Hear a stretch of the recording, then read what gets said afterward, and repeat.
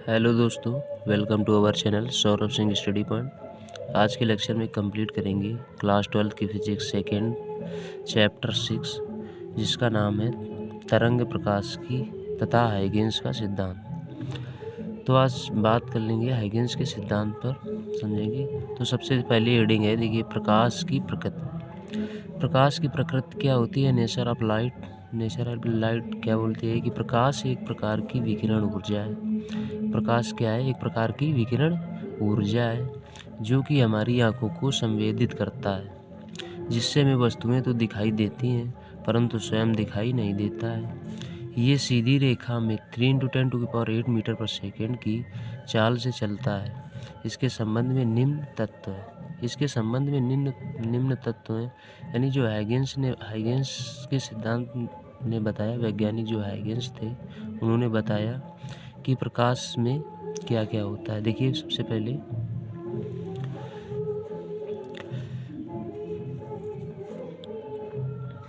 प्रकाश सरल रेखा में चलता है। सबसे पहले हाइगेंस ने बताया प्रकाश निर्वात में चल सकता है। प्रकाश मतलब जहाँ हवा भी ना हो वहाँ भी चल सकता है।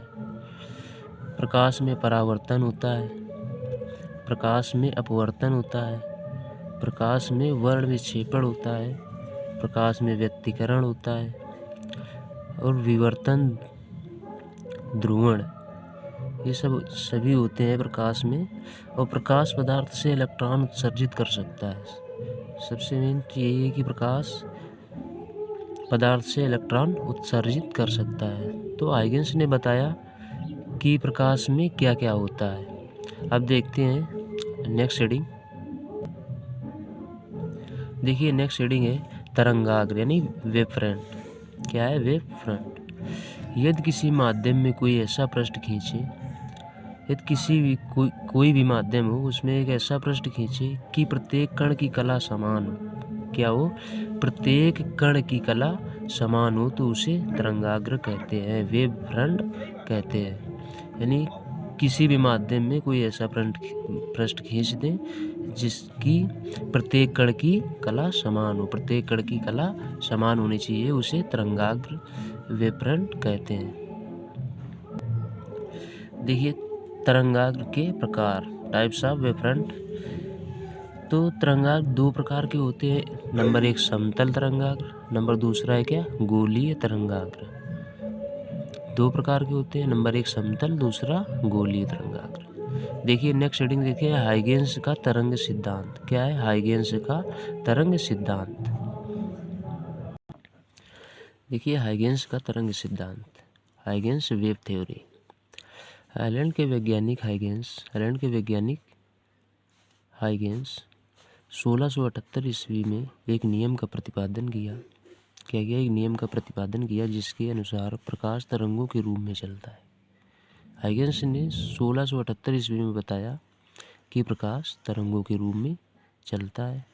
ये तरंगे प्रकाश स्रोत से निकलकर प्रकाश की चाल 3 × 10⁸ मीटर पर सेकेंड की चाल से सरल रेखा में चलती हैं। ये हाइगेंस ने 1678 ईस्वी में बताया। आइए देखिए नेक्स्ट हेडिंग। देखिए नेक्स्ट है हाइगेंस की द्वितीयक तरंगिकाओं का सिद्धांत।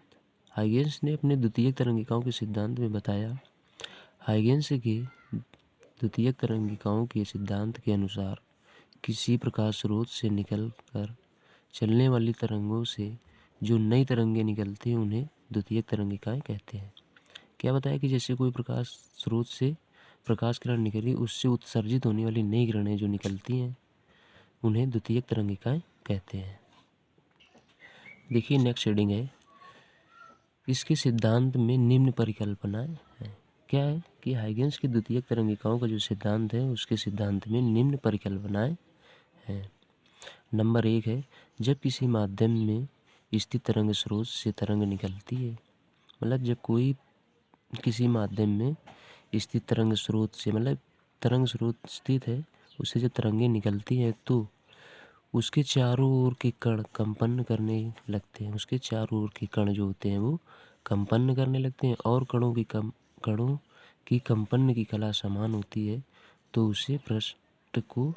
उस पृष्ठ को तरंगाग्र कहते हैं। क्या होता है कि जो नई तरंगे निकलने लगती हैं उसके चारों ओर के कण क्या करने लगते हैं, कंपन करने लगते हैं, और कणों की कंपन की कला जो समान होती है तो उस पृष्ठ को तरंगाग्र कहते हैं।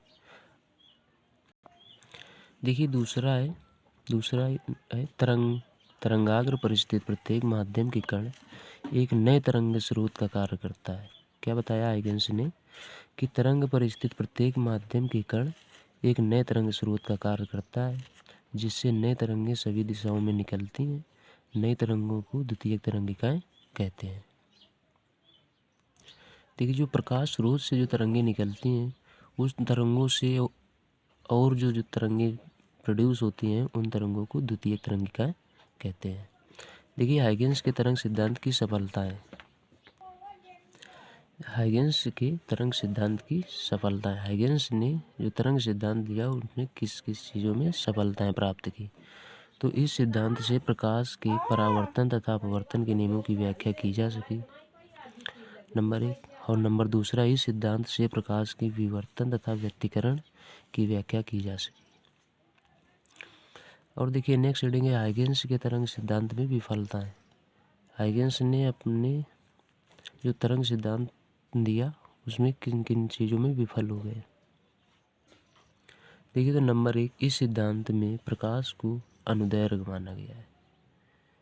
जो हाइगेंस ने सिद्धांत दिया उस सिद्धांत में हाइगेंस ने प्रकाश को अनुदैर्घ्य माना था, जिसके कारण ध्रुवण की व्याख्या नहीं की जा सकी, जिसे अनुप्रस्थ मानकर व्याख्या की गई। मतलब प्रकाश को अनुदैर्घ्य माना गया था हाइगेंस के तरंग सिद्धांत में अनुदैर्घ्य, जिसके कारण ध्रुवण की व्याख्या नहीं की जा सकी, जिसे अनुप्रस्थ मानकर व्याख्या की गई। ध्रुवण की व्याख्या जो की गई अनुप्रस्थ मानकर की गई, प्रकाश को अनुप्रस्थ माना गया है। अब देखिए नंबर दूसरा है जो माइकल जैक्सन मोरले ने अपनी प्रयोगों में काल्पनिक माध्यम ईथर की उपस्थिति को सही नहीं माना। जो माइकलसन मोरले थे वो अपने प्रयोग में काल्पनिक माध्यम जो ईथर लिया गया था उसकी उपस्थिति को सही नहीं माना। इस सिद्धांत से प्रकाश विद्युत प्रवाहों की व्याख्या नहीं की जा सकी। और देखिए जो अनुदैर्घ्य माना गया प्रकाश, इस सिद्धांत से प्रकाश के विद्युत प्रवाहों की व्याख्या नहीं की जा सकी। देखिए इस लेक्चर की लास्ट हेडिंग है प्रकाशी पथ। क्या है? प्रकाशी पथ। तो गाइस वीडियो अगर पसंद आ रहा हो तो लाइक कीजिएगा, चैनल को सब्सक्राइब कर लें ताकि हमारे ऐसे वीडियो आप तक आसानी से पहुंचते रहें, और अपने दोस्तों को भी शेयर करिए। तो देखिए प्रकाशी पथ क्या होता है।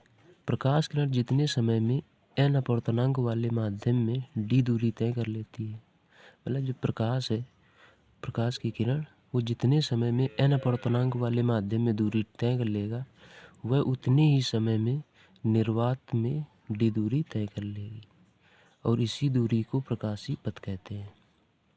मतलब n अपवर्तनांक वाला माध्यम होगा उसमें जितनी दूरी तय कर लेगा उतने ही समय में निर्वात में भी d दूरी तय कर लेगी, इसी दूरी को प्रकाशी पथ कहते हैं।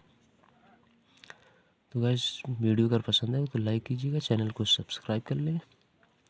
मिलते हैं नेक्स्ट वीडियो में। चलिए जय हिंद।